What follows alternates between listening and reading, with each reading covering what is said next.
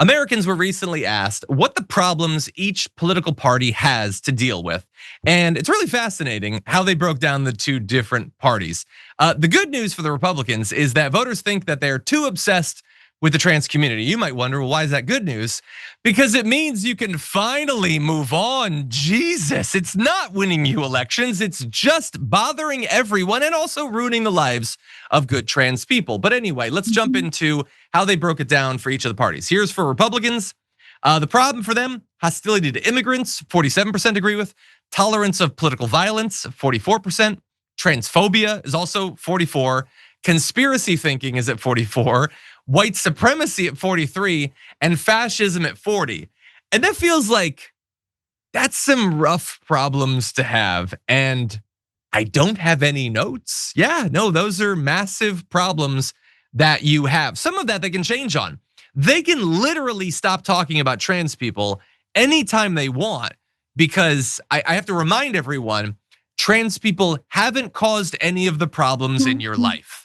And if you were to go back to the state you had for the first 20, 30, 40, 50 years of your life, where you never really thought about trans people, you never focused on, oh, I gotta get them, you were fine. It wasn't harming you at all. And you could just go back to that. And the Republican Party in general can do that as well. The fascism, the white supremacy, the tolerance of political violence, the xenophobia, I think that's gonna be harder for them to give up, because like the new splinter movements on the right are all demanding they go even further into that stuff, Sharon. But what do you make of the way people evaluate them? On an individual basis, we're looking at these parties and their chaos is everywhere. You're right about the trans situation, but the thing about it is none of these evaluations matter. Even with the Democratic Party and Elizabeth Warren coming out this week and saying this is what we need to do and progressive and this and that, they're still going to do whatever the donors say. And on the Republican side, they're still going to do all of these distractions, right down to downgrading Mark Kelly for, I don't know, whatever they said he did in that video saying you must obey only lawful orders. It's chaos. And so while I like to see where the American people are at, I only want to see action, like ass kicking action. Like, just is there some way to get them out of there now more than ever? Can we get in the Mamdani type candidate? Like, can that person sneak in because we're so angry and they're so negligent? Yeah. Yeah, no, 100%. And my God, does it bother him how popular he is? By the way, did you see the news that Trump is now texting him regularly? It's probably creepy. It's probably 3 a.m. It might be. I really want to know what he's texting about. But anyway, those are the problems of the Republican Party. And by the way, they are problems that we have often diagnosed here.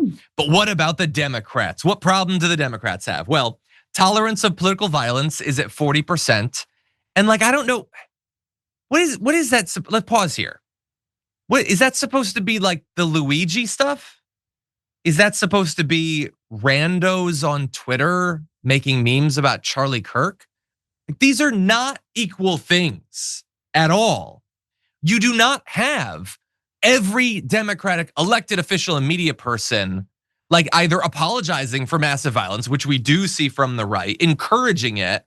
It is frustrating that people both sides that. But okay, wokeness is at 37%, which sure, I have no doubt that 37% say the Democratic Party is woke. I would defy them to say what that actually is, but elitism is at 36%.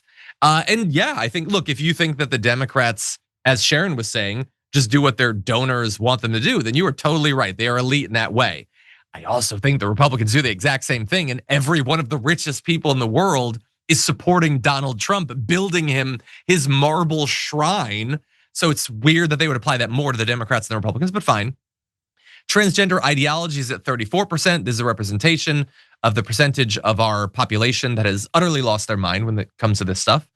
Gender ideology is at 33. I think they mean the same thing by that, by the way. I don't know what they would mean by that other than transgender for everyone. And communism is 32%. You know the Democratic Party, those communists, Hakeem Jeffries and Chuck Schumer and Nancy Pelosi and Kamala Harris and all the other leaders, both current and former, who were communists. So look, maybe I'm biased. Maybe I can see the problems on the other side, but I can't see our problems. I would put it a different way. I see the actual problems on our side, and this is insane brain rotted nonsense. But I don't know, maybe I'm in a bubble. Sharon, any other thoughts? I don't think you're in a bubble. I think, as you said, every day you do this show and are rightly calling out both sides. And I think with an analytical eye. Some of it, though, sometimes I wonder who actually came up with the criteria for some of this stuff. Who are you asking? What time of day was it? Had they had a Snickers yet? There's just all kinds of variables that I need to make sure this data is actually accurate. And sometimes the conspiracy gets the best of me, and I think, well, maybe some of this is a plant. So I don't know what to think. I have to let it digest and see. Again, these are nice things to analyze, but I want to know what the magic sauce is to get us to the other side and energize people. And maybe this is the first step. Yeah. By the way, interestingly, the percent who say transphobia on the right is a bigger problem for the party than transgender ideology on the left, it's 10 points higher for the Republicans. So in terms of the political math of that, it might not be working out for them. With the cost of everything going up, here at TYT, we're always trying to help you guys out and save you some money. Your cell phone bill is the last place you should be getting ripped off. But if you're with Verizon or AT&T, chances are you're way overpaying for the plan you're on. That's why TYT is teaming up with Noble Mobile, the only cell phone plan that pays you to use your phone less. With their Noble plan, get unlimited data for only $50 a month. But the real game changer is the cash back you get for your unused data. The less data you use, the more cash back you get. It's a win-win. Stop letting big wireless rip you off. Choose a company that aligns with your values and isn't trying to milk you for every last cent. And by switching to Noble, you're directly supporting TYT in our mission of bringing you honest, independent news. So give Noble a try and make the switch today. Scan the QR code on the screen now or visit go.tyt.com/plan. That's go.tyt.com/plan.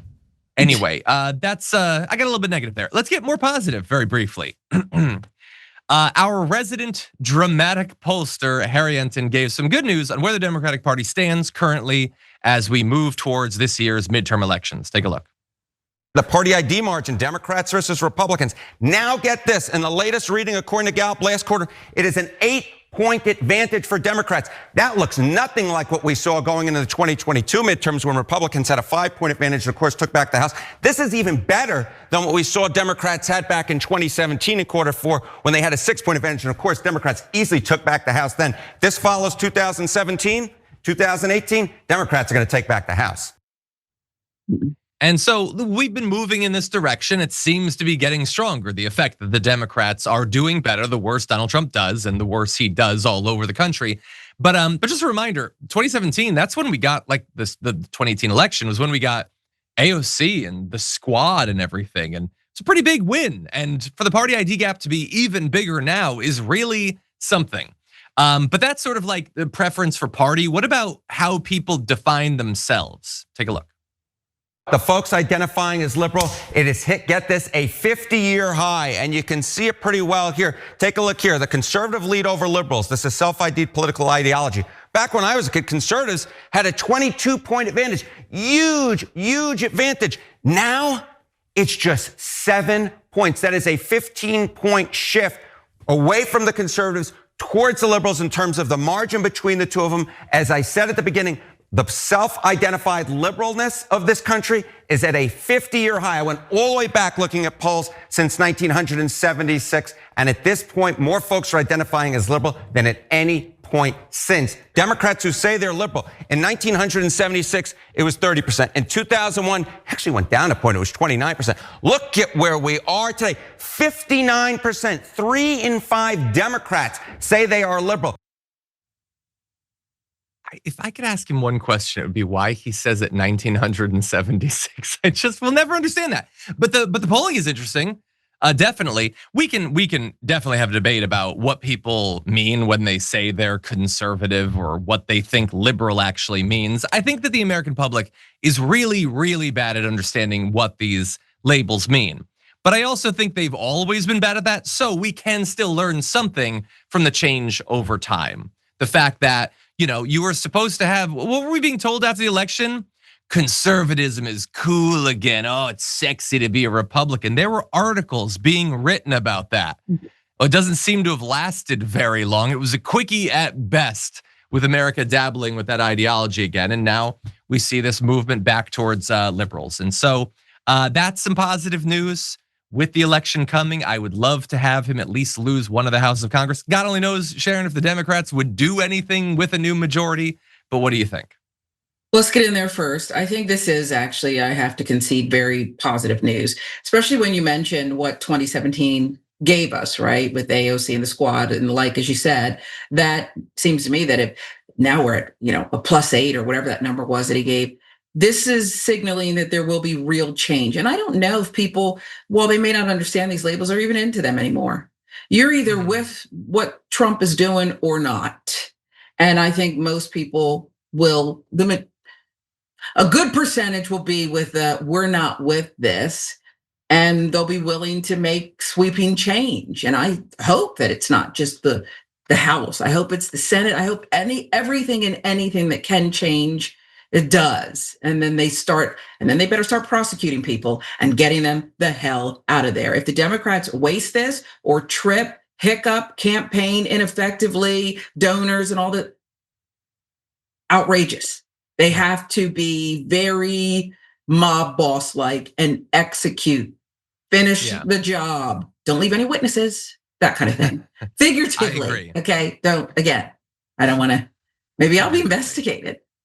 You might be. Your phone might be seized, like the Washington Post reporter. Yeah, and I think that the stakes for Democratic leadership should be really high.